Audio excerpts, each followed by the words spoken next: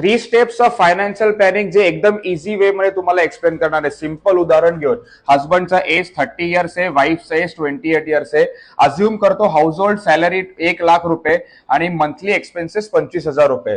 चालू करताना तुम्हाला पहिली गोष्ट मेडिक्लेम काढायचा आहे. सिंपल 50 लाखाचा मेडिक्लेम 20,000 रुपये वर्षाला मिळतो. मंथली जर मी त्याला कॅल्क्युलेट केलं तर फक्त 1,700 रुपये खिशातनं जातात.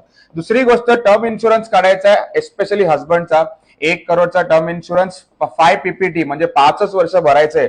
72,000 रुपये मंथली केलं तर 6,000 रुपये. तिसरी गोष्ट तुम्हाला एसआयपी करायची आहे 25,000 एव्हरी इयर 5,000ने वाढवायची आहे. फक्त 10 वर्ष करायची आहे.